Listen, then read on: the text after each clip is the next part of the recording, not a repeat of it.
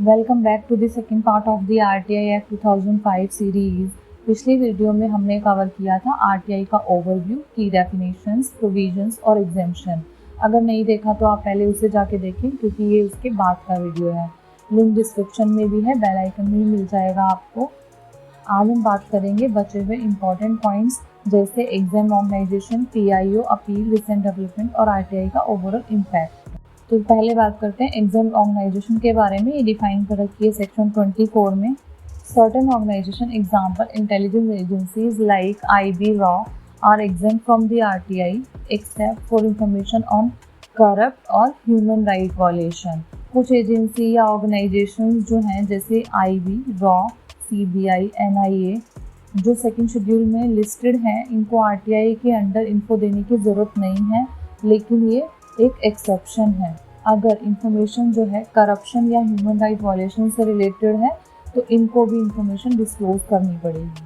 आप बात करते हैं पब्लिक इंफॉर्मेशन ऑफिसर यानी पीआईओ के रोल की। ये डिफाइन कर रखा है सेक्शन 5 के अंडर। हर पब्लिक अथॉरिटी को एक पीआईओ अपॉइंट करना होता है जो आरटीआई रिक्वेस्ट हैंडल करता है। पीआईओ का ये काम है, या तो इन्फॉर्मेशन प्रोवाइड करेगा या रिजेक्ट करेगा विद अ वैलिड रीज़न। ये डिफाइन करेगा सेक्शन 7 के अंदर। अगर आपकी रिक्वेस्ट जो है वेग है यानी सही से क्लियर नहीं है तो वो आपको उसमें हेल्प करेगा। अगर पीआईओ गलती करता है, जैसे डिले करता है, बिना रीज़न के रिजेक्ट कर देता है या गलत इन्फॉर्मेशन देता है तो 250 रुपये पर डे तक उसको पेनल्टी लग सकती है। मैक्सिमम 25,000 है। ये डिफाइन कर रखा है सेक्शन 20 में। नेक्स्ट है, अगर आपको पीआईओ का रिस्पॉन्स पसंद नहीं आया या इन्फॉर्मेशन नहीं मिली तो आप क्या करोगे। यहाँ आता है अपील और कंप्लेंट्स का रोल। ये डिफाइन कर रखा है सेक्शन 19 में। First appeal, if dissatisfied with the PIO response, appeal to the first appellate authority. 30 दिन के अंदर अंदर आप जिस टाइम उसने इन्फॉर्मेशन दी या आप सेटिस्फाइड नहीं हो उसमें अप्लाई करना होता है अपीलेंट अथॉरिटी को। अगर आप फिर भी सेटिस्फाई नहीं हो तो आप जो है सेकेंड अपील में जा सकते हो सेंटर या स्टेट इंफॉर्मेशन कमीशन के पास 90 दिन के अंदर। इंफॉर्मेशन कमीशन इंडिपेंडेंट बॉडीज हैं जो चीफ इंफॉर्मेशन कमिश्नर और मैक्स 10 कमिश्नर के साथ काम करती हैं। अब थोड़ी बात कर लेते हैं सेंटर और स्टेट इंफॉर्मेशन कमीशन की, जो आरटीआई एक्ट के बैकबोन है। सेक्शन 12 से लेके 16 तक ये डिफाइन कर रखे हैं। इनका क्या रोल है। Adjudicate second appeal and complain ensuring compliance with the act. इनका रोल है सेकेंड अपील और कंप्लेन को हैंडल करना और एक्ट का कंप्लायंस को इंश्योर करना। इनकी पावर भी काफ़ी स्ट्रॉन्ग होती है, जैसे इनको डिस्क्लोज करने का ऑर्डर दे सकते हैं, पेनल्टीज इम्पोज कर सकते हैं, रिकॉर्ड समन कर सकते हैं जैसे एक सिविल कोर्ट में होता है। ये डिफाइन कर रखा है सेक्शन 18 के अंदर। कंपोजिशन में होता है एक चीफ इंफॉर्मेशन कमीशन और अप टू 10 इंफॉर्मेशन कमिश्नर जो प्रेसिडेंट या गवर्नर अपॉइंट करते हैं। चलो अब बात करते हैं आरटीआई के रिसेंट डेवलपमेंट क्या ये हैं।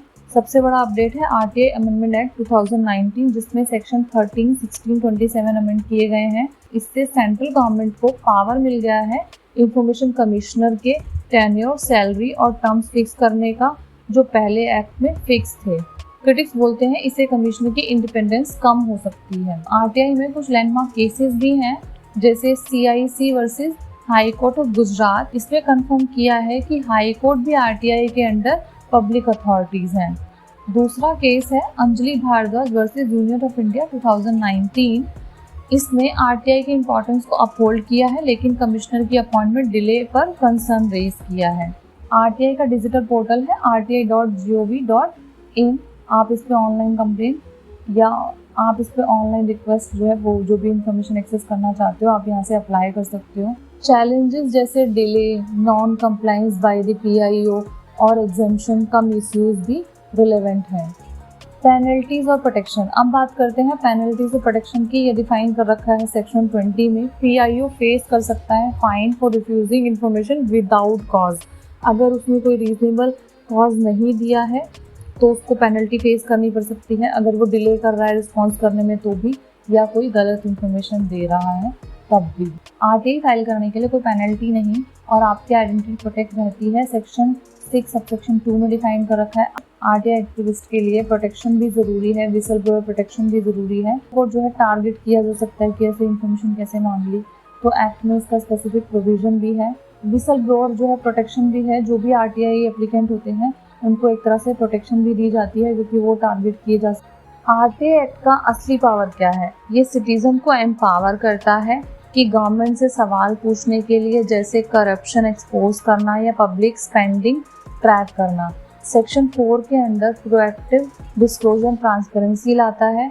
कोर्ट ने भी आरटीआई को सपोर्ट किया है राजनारायण केस और एसपी गुप्ता केस में, जो लिंक है आर्टिकल 91A से। लेकिन चैलेंजेस भी हैं कि नॉन कंप्लाइंस होते हैं, अपील में बैकलॉग आता है, आरटीआई एक्टिविस्ट की सेफ्टी भी करनी पड़ती है, फिर भी आरटीआई डेमोक्रेसी का एक पावरफुल टूल है।